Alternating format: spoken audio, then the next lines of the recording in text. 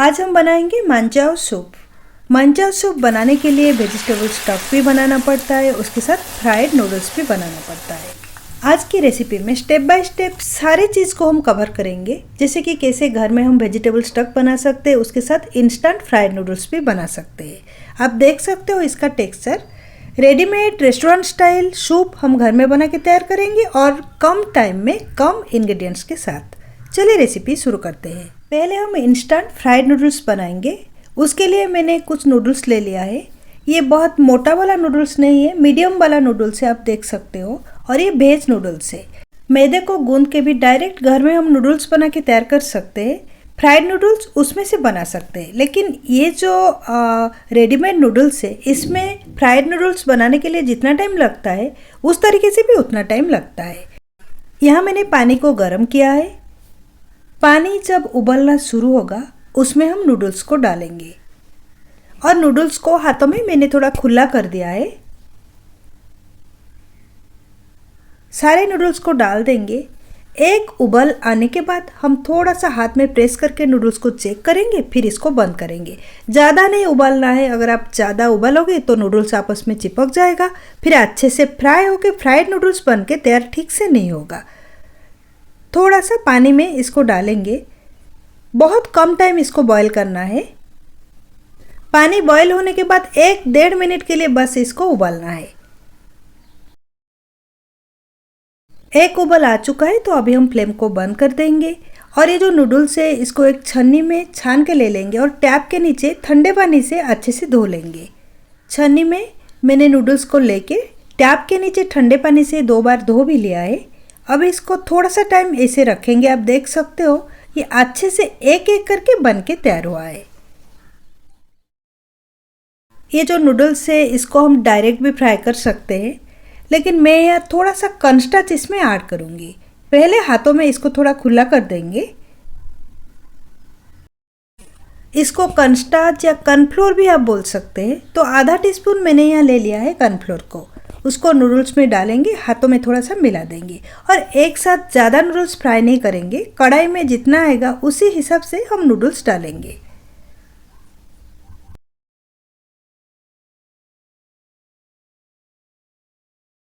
यहाँ मैंने तेल को गरम किया है। नूडल्स को तलने के लिए गरम वाला तेल चाहिए।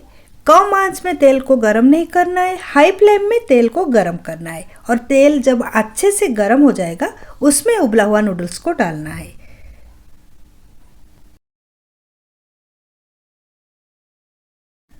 कुछ टाइम इसको छोड़ देंगे, फिर इसका साइड को चेंज करेंगे। हल्का इसका जब कलर चेंज होगा, ये क्रिस्प बन जाएगा, फिर हम ऑयल से इसको ले लेंगे निकाल के। नूडल्स का कलर अभी चेंज हो चुका है और ये क्रिस्पी बन चुका है। तो अभी हम इसको तेल से निकाल के ले लेंगे और जितना भी नूडल्स को हमने उबाल के रखे हैं, सेम प्रोसेस में उसको बना के तैयार करेंगे। अभी हम वेजिटेबल स्टॉक बनाएंगे। उसके लिए करीबन 1 लीटर पानी मैं यहाँ ले रही हूँ। इसमें हम कटी हुई वेजिटेबल्स को डालेंगे। पहले तो पानी को थोड़ा सा उबलने देंगे। पानी उबलना शुरू हो चुका है तो ये प्लेट में मैंने कैप्सिकम, कैरेट, उसके साथ बीन ले लिया है। उसको हम डाल देंगे गर्म पानी में। कुछ ग्रीन अनियन का टुकड़ा मैंने ले लिया है, उसको भी डाल देंगे।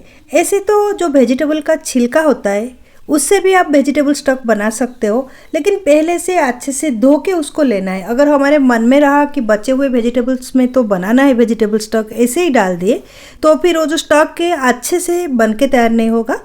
यहाँ मैंने कुछ गाजर का भी छिलका डाला है, लेकिन उसको धो के लिया है। कवर करके कुछ टाइम के लिए इसको कुक करेंगे। स्लो फ्लेम में आधा घंटा हो चुका है ये जो स्टॉक को उबलते हुए। अभी जो पानी इसमें हमने डाले थे उसका कलर भी चेंज हो चुका है और वेजिटेबल जो है अच्छे से उबल चुका है। वेजिटेबल स्टॉक जो है थोड़ा सा ठंडा होने के बाद उसको एक छन्नी में छान के ले लेंगे। और ये जो वेजिटेबल अगर आप यूज़ करते हो उसमें, तो ये उबला हुआ वेजिटेबल को आप सांभर में भी यूज़ कर सकते हो, लेकिन छिलका वगैरह अगर यूज़ करते हो तो उसको तो फेंक लेना ही ठीक रहता है। बस इस तरीके से इसको छान लेंगे और अभी हमारा वेजिटेबल स्टॉक बन के तैयार है सूप के लिए। ये जो प्लेट में मैंने 3 मसाला लिया है, हरी मिर्च, अदरक और लहसुन।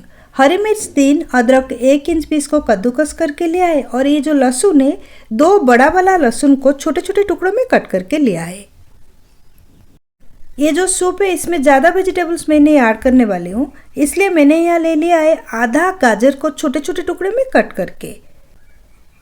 उसके साथ एक प्याज को भी छोटा टुकड़े में कट करके लिया है। आधा कटोरी ग्रीन अनियन या प्याज का पत्ता। इसमें से ये जो मनचाओ सूप है उसका कलर और फ्लेवर बहुत बढ़िया आता है। सूप के लिए इतना ही वेजिटेबल का हम यूज़ करेंगे, आप चाहे तो आपके हिसाब से कुछ ज़्यादा भी इसमें ऐड कर सकते हो। आधा टीस्पून कॉर्नफ्लोर ले लेंगे, इसमें थोड़ा सा पानी मिक्स करेंगे। कॉर्नफ्लोर और पानी को अच्छे से मिक्स करके एक स्लरी बना के हमको रखना है। सूप जब बन जाएगा लास्ट को ये जो स्लरी को सूप में ऐड करेंगे। यहाँ मैंने एक कढ़ाई को गरम कर लिया है, इसमें करीबन 1.5 टेबलस्पून में ले रही हूँ रिफाइंड ऑयल। इसमें हम पहले मसाला को डाल देंगे और हाई फ्लेम में याद रखें इसको कुक करना है। अदरक, लहसुन और हरी मिर्च को गरम तेल में डाल देंगे और इसको 15-20 सेकेंड के लिए बस इस तरीके से चलाएंगे, ज़्यादा कुक नहीं करना है। फिर इसमें वेजिटेबल्स को ऐड करेंगे जो जो हमने लिए थे। गाजर, उसके साथ ले लेंगे प्याज। अभी हम ग्रीन अनियन को इसमें ऐड नहीं करेंगे, बहुत ज़्यादा भी वेजिटेबल्स को कुक नहीं करना है क्योंकि क्रंची टेक्सचर में इसको रखना है सूप के लिए।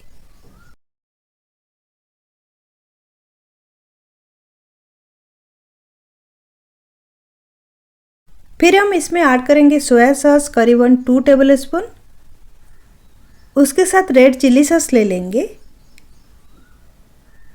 आधा टीस्पून डालेंगे ब्लैक पेपर पाउडर या काली मिर्च का पाउडर।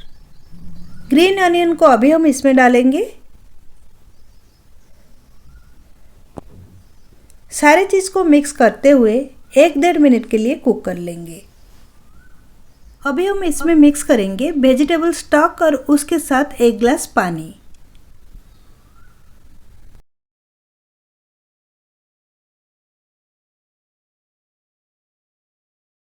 मैं यहाँ नमक 1 टीस्पून ले रही हूँ, आप अपनी टेस्ट के हिसाब से नमक की मात्रा थोड़ा कम या थोड़ा ज़्यादा कर सकते हो। सारे चीज़ को एक बार मिक्स कर लेंगे और इसको उबलने देंगे।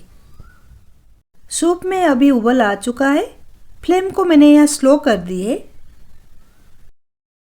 अभी हम इसमें डालेंगे कॉर्नफ्लोर की घोल को, थोड़ा सा मिला के डालेंगे क्योंकि कॉर्नफ्लोर जब हम पानी के साथ मिला के थोड़ी देर छोड़ देते कटोरी के नीचे कॉर्नफ्लोर बैठ जाता है, इसलिए उसको अच्छे से मिक्स करके फिर सूप में डालना है और लगातार इस तरीके से इसको मिलाना है। 1/2 टीस्पून विनेगर और उसके साथ फ्राइड नूडल्स मैं यहाँ कुछ डाल रही हूँ। फ्राइड नूडल्स आप अपनी चॉइस के हिसाब से डाल सकते हैं, नहीं तो स्किप कर सकते। अभी हमारा सूप बन के तैयार है और यही टेक्सचर ही परफेक्ट है मंचा सूप के लिए, आप देख सकते हो। फ्लेम को अभी हम बंद कर देंगे। सर्विंग के लिए एक बाउल में हम ले लेंगे सूप को। आप देख सकते हो कितना अच्छा ये दिख रहा है और टेस्ट में भी बहुत ही बढ़िया है। ऊपर थोड़ा सा फ्राइड नूडल्स ऐड करेंगे, ग्रीन अनियन से गार्निश कर लेंगे।